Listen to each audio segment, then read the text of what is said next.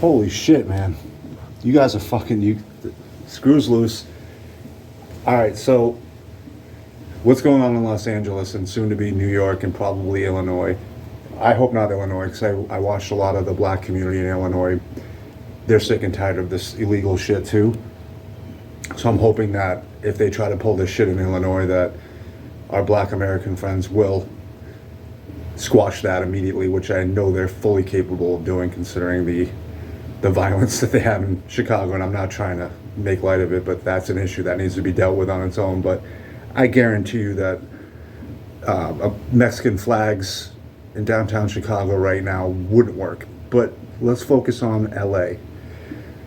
Let me pose a question to you. What do you think would happen if me and a bunch of white guys wore masks, went down to Mexico City, Guadalajara, or anywhere where we get a bunch of cameras on us, and we just start tearing shit up, throwing bricks at cops, burning shit down, waving American flags in the middle of the city block?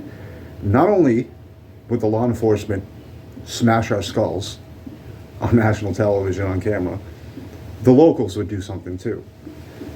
Why the fuck do these people, if you're illegal, you're illegal. I know you might have lived here for a good clip of time because of the Democrats let you jump over a fence, but you remember that day you jumped over the fence, that glee and excitement you had when you got away with it. There was also a pinch of fear and worry that you might get caught because you know you did something wrong. But as time went on, you got comfortable, you had a kid maybe, you got a job, you know people in town, people know you, Juan, you're a nice guy. Yeah, everybody's a nice person, you know, but the problem is you broke a fucking law, and now you're throwing a fucking temper tantrum on national television, waving a foreign flag on American soil, and thinking that we're just gonna put up with it.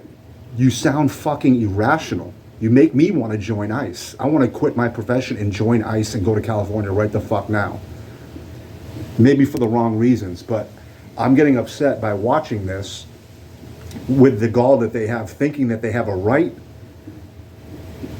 to jump over a fucking fence into somebody else's yard and then start smashing everything in that person's yard, waving their fucking flag, saying that they belong here. And let me cover a subject that a lot of Hispanic people like to make, that this is stolen land, that California area. Okay, you guys a long time ago may have lived there, okay? I'll grant you that. But let me ask you a question. Do you think Native Americans were all peaceful in America before Columbus got here and before they were ships landing on the east coast of the United States? No. They were treacherous. They were killing each other. There were raids. There was scalping. There was killing. There was kidnapping. There was prisoners. There were slaves. Every fucking human race on this planet is the same. You like to pretend that you're all so fucking different.